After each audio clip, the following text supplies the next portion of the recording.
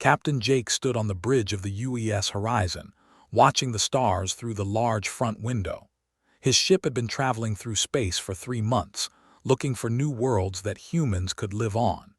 Jake was 42 years old, with gray hair starting to show at his temples. He had been exploring space for 20 years, but he had never seen anything like what was ahead of them now. "Captain, you need to see this," said Lisa Parker, his science officer. She was young, only 28, but she was the person Jake had ever worked with. Her fingers moved quickly over her computer as she studied the readings. Jake walked over to her station. "What did you find, Lisa?" "There's something big out there, sir. Really big. It's not a planet or a star, it's something else." Lisa pointed to her screen. "The computer says it's made of crystal, but it's giving off energy readings I've never seen before." Commander Wright joined them. Was Jake's second in command, a serious man who used to be in the military. "Could it be dangerous?" he asked. "I don't know," Lisa said, "but it's been there for a long time, maybe thousands of years."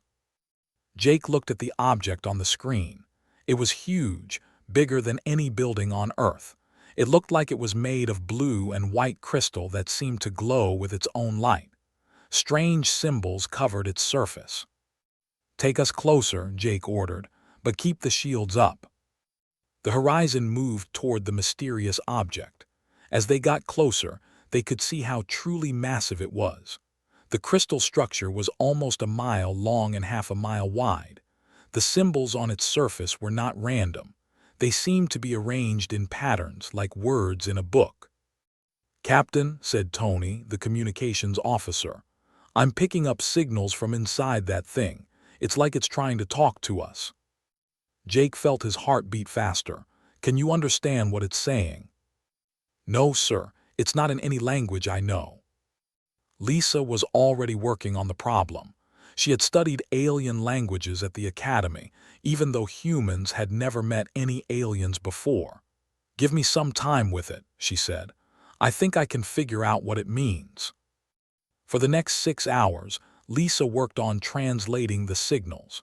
Jake watched her type commands into her computer, comparing the alien symbols to mathematical patterns and basic concepts. The rest of the crew waited nervously. Finally, Lisa looked up. Her face was pale. "Captain, I think I know what this is." "Tell me." "It's like a giant library, but not for books. It's for information about different species, alien species." Lisa's voice shook slightly. "There are thousands of them listed here, maybe millions." Jake felt cold. "Are you saying there are millions of alien species out there?" "Yes, sir, and they're all organized, like they're part of some kind of system." Lisa brought up a display on the main screen. "Look at this." The screen showed a complex chart with thousands of names and symbols. Each entry had numbers and categories next to it. "What am I looking at?" Jake asked. "It's a ranking system. Every species has a number that shows where they fit in some kind of order. Some are marked as resource gatherers. Others are builders or guardians or processors. It's like each species has a job they're supposed to do." Stepped forward. "You mean like they're all working for someone?" "That's what it looks like," Lisa said. "And whoever is in charge has been keeping track of everyone for a very long time." Jake studied the display. "Do you see humans anywhere on this list?" Lisa shook her head. "No, sir, we're not here at all." Before Jake could respond, Tony's voice came over the speakers. "Captain, we have ships approaching, 3 of them coming in fast." Jake ran back to his command chair. On screen, 3 sleek silver ships appeared on the main display. They were moving toward the horizon at high speed. The ships were unlike anything humans had ever built. They seemed to flow through space like fish swimming through water. "Are they trying to communicate?" Jake asked. "Yes, sir," Tony said. "They're sending a message. It's in English." Jake was surprised. "Put it through." A voice filled the bridge. It sounded strange, like it was coming from someone who had learned English but didn't quite understand how to speak it naturally. "Human vessel, You are in violation of Galactic Regulation 847. You have accessed classified hierarchy information without authorization. Prepare to be boarded for questioning." Jake looked at his crew. Nobody knew what to say. Finally, Jake pressed the communication button. "This is Captain Jake of the Earthship Horizon. We were just exploring. We didn't know this area was off limits." "Your species is not registered in the galactic hierarchy," the alien voice replied. "This is impossible. All intelligent species must be registered and assigned their proper role." "We're from Earth," Jake said. "We've never heard of any galactic hierarchy." There was a long pause. Then the voice spoke again, and this time it sounded worried. "Unregistered species are not permitted. You will submit to immediate classification and role assignment, or you will be eliminated as a threat to galactic order." Jake felt his mouth go dry. He looked at who was already moving toward the weapon's controls. Lisa was still staring at her screen, reading more of the alien information. "Captain," Lisa whispered, "I'm reading about what happens to species that don't follow the rules. They're destroyed, completely wiped out." "How long do we have?" Jake asked the aliens. "You have one standard time unit to decide. Accept classification or face elimination." Jake didn't know how long a standard time unit was, but he knew they were in serious trouble. He looked at his crew. These people trusted him to keep them safe, but he had just discovered that humans were alone in a galaxy full of aliens who had rules that humans had never heard of. "Tony, send everything we've learned back to Earth. Emergency transmission. Tell them what we found." "Yes, sir." Jake sat back in his chair and looked at the alien ships waiting outside. Everything had changed in just a few hours. Humans thought they were alone in the universe, but they were wrong. Not only were there other species out there, but those species were part of some kind of system that controlled everything. And humans were not part of that system, which meant they were in danger. President Karen Bell sat at her desk in the White House, reading the emergency message from Captain for the third time. The words were hard to believe. Aliens were real, and they controlled the entire galaxy. Worse, they wanted to control humans too. "Ma'am, the cabinet is ready for the meeting," said her assistant. Karen nodded and walked to the Situation Room. Around the table sat the most important people in the government. General Rick Stone looked angry, his jaw tight. Ambassador Susan Hayes seemed worried. Dr. Alex, the country's top scientist, was reading through printed copies of the alien data. "Tell me this is some kind of mistake," Karen said as she sat down. "I wish I could," Doctor replied. "But I've checked the data 6 times. It's real. There are thousands of alien species out there, and they're all controlled by something called the Celestial Dominion." General Stone slammed his hand on the table. "We can't let them tell us what to do. We need to prepare for war." "War against who?" Susan Hayes asked. "We don't even know how many of them there are." Doctor pulled up a display on the wall screen. "I've been studying the information Captain sent us. The Dominion has been in control for millions of years. They assign each species a role, and if anyone tries to change that role, they're destroyed." Karen studied the screen. It showed pictures of different alien species. Some looked like insects, others like reptiles or sea creatures. Next to each picture was information about what job they were forced to do. "What kind of jobs?" Karen asked. "They used to be warriors, but now they're farmers. The Helix were explorers and scientists, but now they work as living computers. They who found Captain, they used to be artists. Now they're police officers who keep other species in line." Susan Hayes leaned forward. "You're saying these aliens were changed, forced to become something different?" "Not just changed," Doctor said. "Look at this." He showed them pictures of the same species from before and after their integration into the Dominion system. They were physically altered. Their bodies were changed to make them better at their assigned jobs. Some had their brains modified to make them think differently. Karen felt sick. They were turned into slaves. Yes, ma'am, but slaves who don't even remember being free. General Stone stood up. Then we fight. We prepare every ship, every weapon, every soldier we have. With what? Doctor asked. According to this data, the Dominion controls most of the galaxy. They have technology we can't even understand. Karen looked around the table. What about Captain? Is he safe? For now, Susan Hayes said. The alien ambassador they sent is still talking to him, but they want an answer soon. Doctor cleared his throat. Ma'am, there's something else. I've been studying human genetics compared to the alien species in this database. What did you find? We're different, very different. Most of these alien species have specific strengths and weaknesses. They're good at one thing but not others. Humans are flexible. We can adapt to almost anything. General Stone looked interested. What do you mean? Think about human history. We've lived in deserts, forests, mountains, and ice. We've been hunters, farmers, builders, and thinkers. Most species specialize in one thing. We do everything. Karen felt a small spark of hope. Is that good or bad? I'm not sure yet, but it might be why we're not in their database. We don't fit into their system. Meanwhile, on the horizon, Captain was talking to the alien ambassador. The alien called himself, and he looked like a tall, thin human with blue skin and large black eyes. He wore robes that seemed to be made of light itself. Your species is unusual, said in his strange accent. We have searched our records, and there is no mention of Earth or humans anywhere. Maybe that's because we're not part of your system, replied. Made a sound that might have been laughter. All intelligent species are part of the system. It is the natural order of the galaxy. Without it, there would be chaos and war.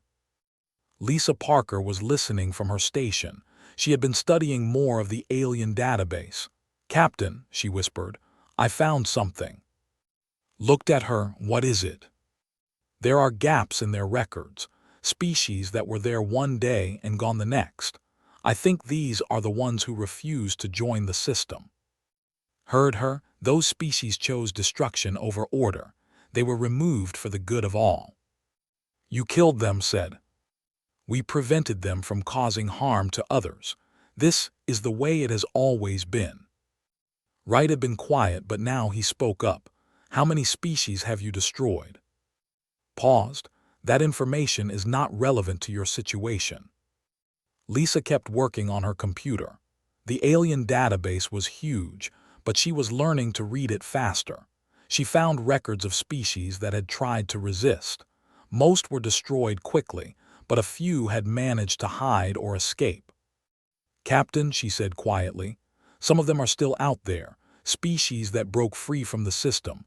They're hiding, but they're alive. Felt hope growing in his chest.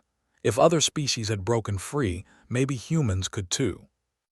Was getting impatient. You must decide soon. The Dominion has been generous in allowing you time to consider, but that time is ending. What exactly are you offering us? Asked. Your species will be classified as mineral extraction specialists. You will mine resources from dead worlds and provide them to more advanced species. In return, you will be protected and fed. Thought about what that meant. Humans would become slaves, mining rocks for their alien masters. And if we refuse, then you will be eliminated. Your worlds will be cleansed, and your species will be removed from existence. On Earth, President Bell was making the hardest decision of her life. Doctor had discovered more about human genetics. Humans were not just flexible, they were almost impossible to predict. Every other species in the galaxy had clear patterns of behavior.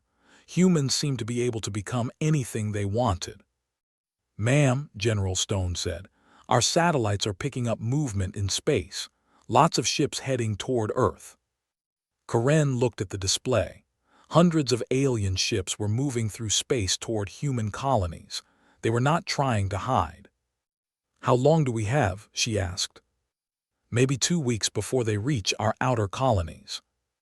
Doctor was still studying the alien data. Ma'am, I think I know why they want to control us so badly.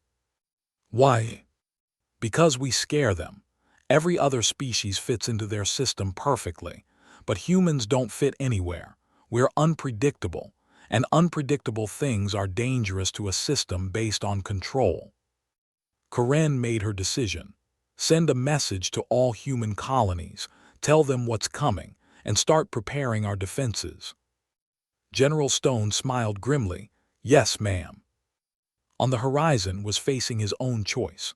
Surrender and become slaves, or fight and probably die. But as he looked at his crew, he saw something in their eyes that gave him hope. They were scared, but they were also angry, and angry humans were dangerous. Said, tell your Dominion that humans need more time to decide. How much time? Thought about the alien ships heading toward Earth. 30 days. Very well, 30 of your days, but no longer. After left turned to his crew. Lisa, I want you to find those hidden species you mentioned, the ones who broke free. Yes, sir. Start planning how we might fight if we have to. Already on it, Captain. Looked out at the stars. Somewhere out there, alien fleets were moving toward human space. The galaxy had been controlled by the Dominion for millions of years. But they had never met humans before. Dr. Alex walked through the secret laboratory on Mars. The red planet's underground tunnels were now filled with the most important research in human history. Scientists from around the world worked day and night to understand what made humans different from every other species in the galaxy. Doctor, you need to see this, said Dr. Shaw, his assistant. She pointed to a screen showing brain scans. We've been comparing human neural patterns to the alien data. Alex looked at the display. Human brains showed patterns that were completely different from any alien species in the Dominion database. What am I looking at? Every alien species has fixed neural pathways. Their brains work in specific ways that never change, but human brains, pointed to different sections of the scan. We can rewire ourselves. We can learn new ways of thinking. Alex felt excitement growing. You mean we can adapt our minds, not just our bodies? Exactly. The Dominion's control methods work by changing how species think, but if we can change our own thinking, their methods won't work on us. Meanwhile, Captain was on his way to a hidden meeting. Lisa Parker had found something amazing in the alien database. There were species who had broken free from the Dominion, and some of them were still alive. The horizon approached a small asteroid near the edge of the solar system. It looked empty, but Lisa's scans showed there was something inside. Captain, said Wright, are you sure about this, if it's a trap? Then we'll deal with it, replied. But if Lisa is right, we might find allies. A section of the asteroid opened, and a small ship came out. It was unlike anything they had seen before. The ship seemed to be alive, growing and changing shape as it moved. Unknown vessel, came a voice over the radio. State your purpose. This is captain of the human ship Horizon. We're looking for free species. Species who broke away from the Dominion. There was a long pause. Then the voice spoke again, but this time it sounded different, hopeful. Follow us. The alien ship led them into the asteroid. Inside was a vast hollow space filled with ships, buildings, and creatures had never imagined. But something was wrong with many of them. They looked damaged or changed. A tall reptilian creature approached them as they landed. Half of his body looked normal, but the other half was covered in metal and wires. I am Or, the creature said in broken English. I was once of the Saurian Empire, now I am broken. Studied the alien's strange appearance. What happened to you? The Dominion tried to change me, make me into a builder slave, but the process failed. I escaped, but I was damaged, or touched the metal parts of his body. Many of us here are the broken ones, the species who could not be changed completely. Lisa stepped forward. How many of you are there? Hundreds of species, Thousands of individuals. We hide in places like this, trying to remember who we used to be. Felt sad looking at these damaged beings, but he also felt hope. You're still fighting. We survive, Or said, but we cannot fight the Dominion. They are too strong, too many. What if you had help? Asked. Or made a sound that might have been laughter. From who? You are just one small species, new to space. Maybe that's exactly what you need, said. On Earth was preparing for the most dangerous mission of her life. She was a spy, trained to work behind enemy lines, but she had never worked behind alien enemy lines before. Your job is to get to the Tau system, General Stone told her. Intelligence says there's a resistance group there. Make contact, learn what you can. Nodded. She was scared, but she was also excited. Humans had always been good at adapting to new situations. This was just another adaptation. Her ship was small and fast, designed to avoid detection. As she traveled toward Tau, she thought about what Doctor had discovered about human genetics. Humans could change and adapt in ways that other species couldn't. When she reached Tau, found a world that looked beautiful from space, green and blue with white clouds, but as she got closer she could see that something was wrong. The cities were all exactly the same. The farms were laid out in perfect patterns. Nothing looked natural. Landed her ship in a forest and began to explore. She soon found what she was looking for. Hidden underground was a group of aliens who looked like the pictures she had seen of the original, but these were different. They still looked like warriors. Human, said their leader, a female named H. We have heard rumors of your species. Is it true that you refuse to join the Dominion? It's true, said. We want to stay free. Then you will die as we should have died, but we were cowards. We submitted and look what became of us. H pointed toward the surface. Our people up there are no longer. They are farmers who have forgotten how to fight. Studied the alien warrior, but you remember. Some of us, we hide down here trying to keep our culture alive, but we are few and they are many. What if I told you that humans might be able to help you remember? Help your people remember who they really are. H looked interested. How? Thought about Doctor's research. We think the Dominion's changes can be reversed, at least partially. Back on Mars, Doctor was making breakthrough after breakthrough. He had been studying the genetic modifications the Dominion made to other species. Most of the changes were designed to be permanent, but was finding ways around them. The key is neuroplasticity, he told his team. The Dominion changes both the body and the mind, but if we can restore the mind's ability to change itself, the subjects might be able to fight off the modifications. Colonel Amy Foster was working on a different problem. She was developing new weapons and tactics based on human unpredictability. Traditional military thinking wouldn't work against an enemy that controlled the galaxy. The Dominion expects every species to fight in specific ways, she told her staff. Warriors fight like warriors, builders fight like builders, but humans can fight like anything. Amy had been studying human history. Humans had won battles by doing unexpected things. They used tools in new ways. They changed tactics in the middle of fights. They worked together in ways that surprised their enemies. We need to be more human than we've ever been, she said. The first test came sooner than expected. Dominion ships attacked the human colony of New Geneva. The colonists had only basic defenses, but they had something the aliens didn't expect. When the alien ships landed, they expected the humans to surrender or fight in organized groups. Instead, the colonists scattered and began fighting from hiding places. They used mining equipment as weapons. They turned construction robots into soldiers. They did things that made no sense to the aliens. The Dominion forces had faced thousands of species, but they had never faced anything like this. The humans didn't follow any rules. They didn't fight the way they were supposed to. Colonel Foster watched the battle reports with satisfaction. They're confused, she said. They don't know how to fight us because we don't know how to fight us either. The colonists at New Geneva held out for 3 days before reinforcements arrived. When the Dominion forces retreated, they left behind equipment and prisoners. For the first time in millions of years, the Dominion had been defeated in battle.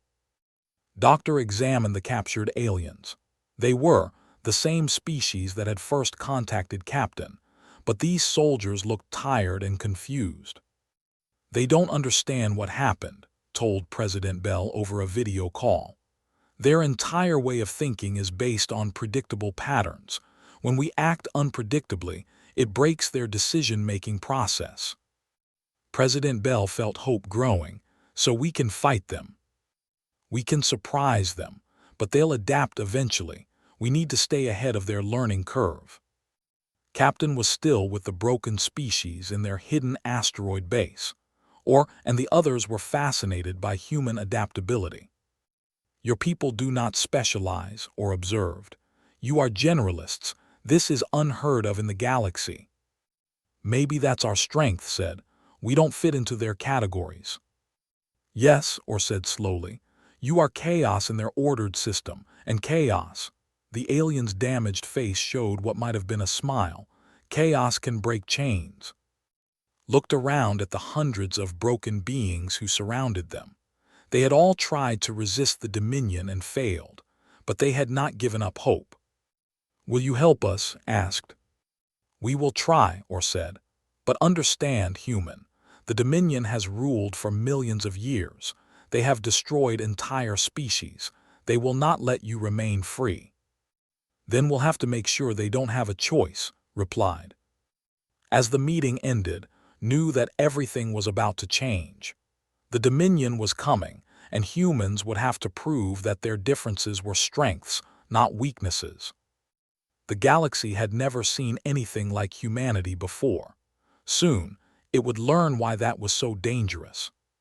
Fleet Admiral Clark stood on the bridge of the UES Liberty, watching as hundreds of alien ships approached Earth. The Dominion had finally decided that humans were too dangerous to live. They were coming to end humanity once and for all. "Admiral, we count over 800 enemy ships," reported Commander Bate. "They have us outnumbered 10 to 1. Looked at the tactical display. The human fleet had only 80 ships, most of them converted civilian vessels with weapons bolted on. Against any normal enemy, this would be hopeless. But humans were learning that they were not normal. "Signal all ships," ordered. "Remember what Colonel Foster taught us. Don't fight like they expect, fight like humans." On the planet below, President Corinne Bell was in the emergency bunker deep under Washington. She watched the space battle begin on a large screen. The alien ships moved in perfect formation, like dancers following a choreographed routine. The human ships did something different. They scattered in all directions, moving randomly. Some ships flew upside down. Others spun in circles while firing. It looked like chaos, but it was planned chaos. "Ma'am," said General Stone, "the alien formations are breaking apart. They don't know which targets to focus on." Corinne watched as human ships did impossible things. The UES Chicago suddenly stopped in space and began firing in 3 directions at once. The UES Boston flew straight at a group of alien ships, then at the last second dove under them and fired upward. "How are they doing that?" she asked. "Human pilots think differently," General Stone explained. "We don't have to follow patterns. We can make up new tactics in the middle of a fight." Meanwhile was on the other side of the galaxy, leading the biggest rebellion in Dominion history. She was on the Helix, where the former explorers had been turned into living computers. "Remember who you were," told a group of Helix who had been freed from their control implants. "You were explorers. You traveled between stars and discovered new worlds." The Helix looked confused. Their bodies had been changed to connect directly to computer systems. Wires and circuits covered their skin, but their eyes were starting to show something that had been missing for centuries: curiosity. I remember flying," said one of them, a female named I remember the joy of finding new planets. Smiled. Doctor's treatment was working. The neuroplasticity therapy was helping freed aliens remember their original personalities. It was slow and painful, but it was working. Then help us fly again, said.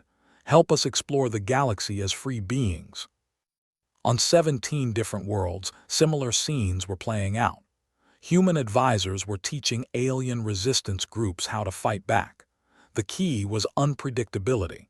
For millions of years, the Dominion had controlled the galaxy because every species fought in predictable ways. But humans were teaching them to break the patterns. Back at Earth, the space battle was becoming more intense. Admiral Clark's ships were taking damage, but they were also dealing damage that the aliens couldn't predict. Admiral, called Lieutenant Mike Torres from the communications station. The enemy commander is trying to talk to us. Put him through. The main screen showed a tall alien with silver skin and golden eyes. He looked frustrated and angry. Human Admiral, your tactics are against all military logic. You fight without order or discipline. Smiled, that's the point. This is chaos. Military forces must follow proper procedures. Says who? Asked. You've been following the same procedures for millions of years. Maybe it's time to try something new. The alien commander looked confused. But without order, there is only destruction. Or maybe there's freedom, replied and cut the connection. The battle continued for 6 hours. The human fleet lost 23 ships, but they destroyed over 200 alien vessels. More importantly, they forced the Dominion fleet to retreat. It was the first time in galactic history that a Dominion invasion force had been turned back. On B, something amazing was happening. The Helix who worked as living computers began to remember their past. They started to sabotage the Dominion data networks from the inside. Information systems across the galaxy began to malfunction. Captain was leading a strike team toward the center of Dominion space. His ship had been joined by vessels from 20 different freed species. It was the strangest fleet ever assembled. Captain, said Lisa Parker, I'm detecting the Dominion home system ahead. Looked at the screen. The system contained 12 planets, all of them covered in massive cities. At the center was a space station larger than Earth's moon. That's where they live, said Orr, who had joined mission. The Celestial Dominion, the species that controls everything. What do we know about them? Asked. Very little, Orr replied. They rarely show themselves. They rule through their subject species. Wright was studying the sensor readings. Captain, I'm picking up some strange energy signatures from that central station. What kind of strange? It's like they're drawing power from everything. All the planets, all the ships, even the stars themselves. Lisa looked up from her station. Captain, I think I know what that is. Remember the hierarchy system. Every species has to give part of their energy to the Dominion. But it's not just work energy, it's life energy. Felt cold. You mean they're literally feeding off the other species? That's what it looks like. The entire galactic hierarchy exists to provide energy to the Dominion. Or made a growling sound. They are parasites. They have been feeding off us for millions of years. On Earth, Doctor was making his most important discovery yet. He had been studying the Dominion's biology from captured samples. What he found changed everything. President Bell, he said over the emergency communication system, the Dominion isn't what we thought they were. What do you mean? They're dying. Their entire species is slowly going extinct. The hierarchy system isn't about control. It's about survival. They need the energy from other species to stay alive. President Bell felt a mix of understanding and horror. So, every species in the galaxy is being used as a battery to keep them alive. Exactly. And if we destroy the system, they die. But if we don't destroy it, everyone else remains enslaved forever. Back in space, fleet was approaching the Dominion home system. They had managed to avoid most of the defense ships by using human tactics, approaching from directions that made no strategic sense. "Captain," said Wright, "we're getting a transmission from the central station." "Put it through." The screen showed something that shocked everyone. The being that appeared looked ancient beyond imagination. Its skin was pale and translucent. Its eyes were dim and tired. When it spoke, its voice sounded like wind through dead leaves. "So," the being said, "the chaos species has come to our home." "Are you the leader of the Dominion?" asked. "I am Emperor as, last of the Eternal Ones. We have ruled this galaxy since before your star was born." Looked at the ancient being. "And you've enslaved billions of species to keep yourselves alive." "We have maintained order. Without our guidance, the galaxy would destroy itself in endless wars." "That's not your choice to make," said. The Emperor made a sound that might have been laughter. "You think freedom is better than peace. You think chaos is better than order. I think choice is better than slavery." "Then you are fools. We have seen what happens when species are left to themselves. They fight, they destroy, they die. Only through our control has the galaxy survived." Thought about all the broken species he had met, all the civilizations that had been changed into something they were never meant to be. "Maybe," he said, "it's time to find out if you're right." The Emperor's eyes grew brighter with anger. "You would doom the galaxy to prove a point." "We would free the galaxy to prove that freedom is worth the risk." The transmission ended, and knew that the final battle was about to begin.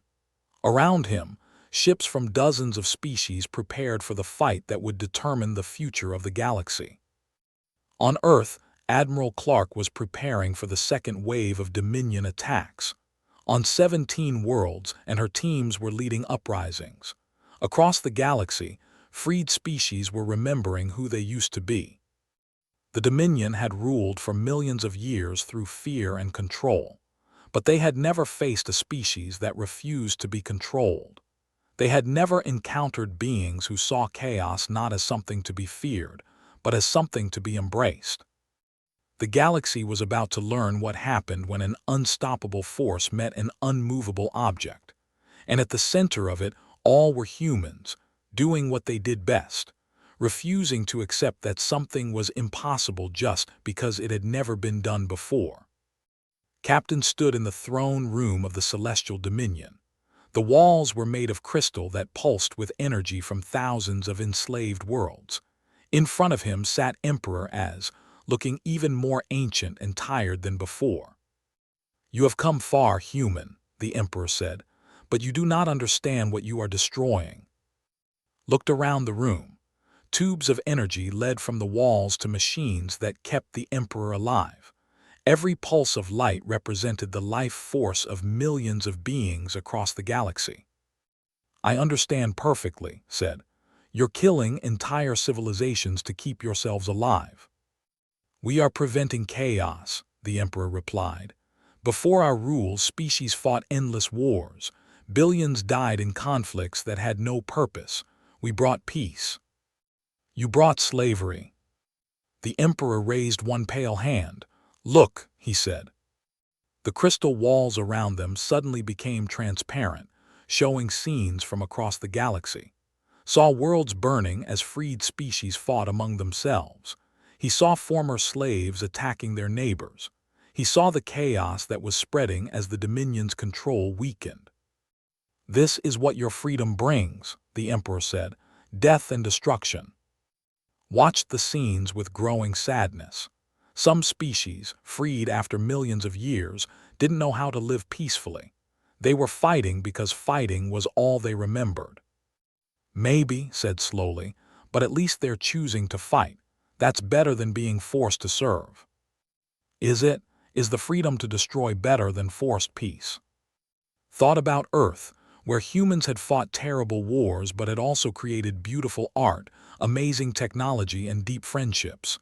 "Yes," he said finally, "it is." Meanwhile, was coordinating the final phase of the galactic uprising. From her command ship, She could see the results of weeks of rebellion.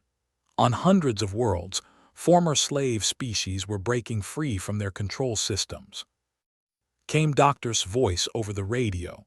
We've successfully reversed the modifications on the home world. They're remembering how to be warriors again. Good news, replied. What about the helix? Even better. Once we restored their original neural patterns, they started spreading the cure themselves through the computer networks. They're freeing other helix across dozens of systems. Smiled. Doctor's neuroplasticity treatment was working faster than anyone had hoped. The galaxy's enslaved species were remembering who they used to be.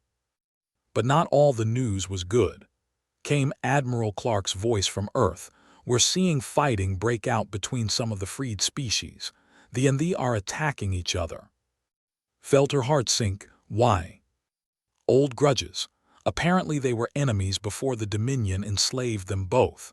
Now that they're free, they want revenge. This was exactly what Emperor Az had warned about. Without the Dominion's control, some species were returning to ancient conflicts. In the Emperor's throne room, Az was growing weaker. The uprisings across the galaxy were cutting off his energy supply. Each freed world meant less life force flowing to the Dominion home world. You see, he whispered too, you are not just destroying us, you are destroying the peace we built. Watched more scenes of conflict on the crystal walls, but he also saw other things. He saw helix and working together to help other species. He saw former enemies sharing resources. He saw the beginning of something new. Peace built on slavery isn't real peace, said. It's just delayed war. And what you offer instead? Thought about's reports from across the galaxy. Yes, there was fighting, but there was also cooperation between species that had never been allowed to talk to each other before. There were new discoveries as species rediscovered their original talents. There was hope. We offer choice, said. The choice to fight or to cooperate, the choice to be good or evil, the choice to grow or to stay the same. The Emperor was silent for a long moment. When he spoke again, his voice was very quiet. And if they choose wrongly, then they deal with the consequences.